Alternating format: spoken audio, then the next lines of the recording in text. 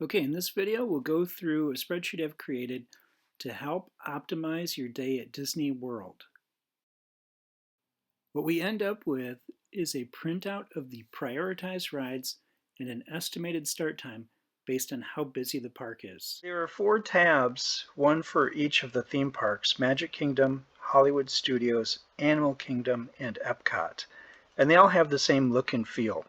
There's a column for the rides, and then information about the ride. So if there's a height restriction or suggested age, and then just a real quick bit about what type of ride it is, if it's a show or a roller coaster or a restaurant, and then what location it is. So at Magic Kingdom, it's in different lands. Hollywood Studios, it's on avenues and boulevards. And then along the left-hand side is some of the operations for the sheet. So you can go in here and pick how busy the park is, what your starting time is, and then sorting, publishing, and then resetting, or if you need help, there's a quick help button. And then if you get lost, you can always return to the top. Okay, so let's go through Hollywood Studios, and I'll go through and say we're looking at someone who's a real Star Wars fan. So I'll put down all the Star Wars things. We'll go through and say, okay, I want to do Rise of Resistance. That's the must-see. And I'm going to go away for a second while I load these up. Okay, so I've got a first pass of what the categories are, and they're all fairly jumbled up, but I've put primarily the big rides and the Star Wars ones. So I'll go ahead and hit the sort button, and that groups at least the A's, the B's, and the C's and D's together. I will now go through and set the priority. So let's say Rise is 1. I'll just set these, you don't have to watch me do this. Okay, so I've set my first set of priorities, and I will go ahead and sort those. So I've got 1 through 8, and what it's populated over here on the right hand side is a distance. So it's 600 meters from the entrance gate to the ride of Star Wars Rise of Resistance. And then also busy time. So if it's really busy, you could potentially have a very, very long wait for that ride. So let's set these to low. I'll go ahead and sort these. Average wait time's about an hour. And then it also has your starting time is 8:30. Expect to get out a little bit after 10, and then you start walking to the next ride, which is Twilight Zone Tower of Terror.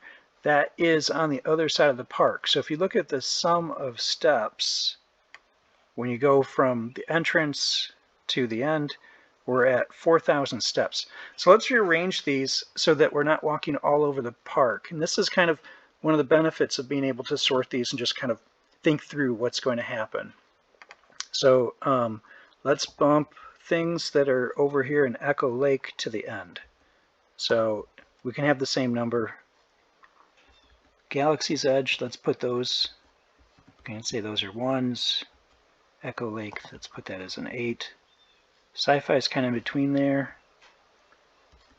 This one's in the back as well. So let's resort, and let's check how far it is. So we've gone from over 4,000 to under 4,000. So it's less walking, less wasted time going from ride to ride. The other thing is, Rise, if you don't want to wait in line forever, and especially if the park is, say, medium busy, we'll go ahead and put that as a lightning lane. So Rise is one of the ones where you can spend an extra, potentially $15 per person to essentially skip the line. So I'll go ahead and resort, and now I've got my average wait time is down to more like 5 minutes. So you start at 8:30 at rope drop, you're out by 9, and you're walking to your next ride. So I'll go ahead and finish out these last couple here. Okay, so I've got these sorted, And now say I'm happy with what I've got, I'll go ahead and publish it. And it's moved over to this sheet, which you can print out, and you've got kind of a nice one-pager you can carry with you. But let me point out a couple things on this printout. So it's got the ride starting on day 1, the ride when you expect to run, when you expect to get on the ride, it's a lightning lane, and then when you expect to get to your subsequent rides. Then there's the park is busy enough, and the rides that have been chosen are fairly popular rides, and it's actually pushing into another day. So the end cap on the park is about 8:30 or so, and then it pushes the next rides to the next day. So you can go back to this sheet and check like, oh, okay, well, I'm going to do, let's look at one of these other ones that would be really long. So let's do lightning lane for that one, and let's try and get lightning lane for, say, Slinky Dog.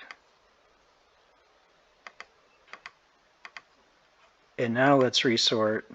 Let's try and get it back into one day. And now let's publish it. And now we're finishing with dinner at the Primetime Cafe. The new sheet is got a quick tag here, HS for Hollywood Studios, and then the date and time that it was created. You can rename this. Let's say scenario 1. So let's say that's the kids like Star Wars. Let's say there's someone else who's going and they don't like Star Wars at all. And you'd rather that maybe they're toddlers, maybe they want to go to the little kid things. So let's go ahead and reset and start over. And we can basically go through that same pattern. I'll go through and sort things again and then publish it again. One thing I think is really easy is getting these items listed first, and then I can just type and go down the keyboard. So, okay, so I'll go ahead and sort these. Okay, resorted, and I'll publish this one. And now I've got kids. So I've got a schedule for the kids as well. And we can do this within these other tabs as well. So Animal Kingdom, Epcot technically has about 10 rides. Magic Kingdom actually has quite a few rides. This is showing 38 with restaurants. The idea is you might as well use your time effectively. You're spending quite a bit of money to be in these parks. You might as well get the most out of it while you can. Okay, thank you.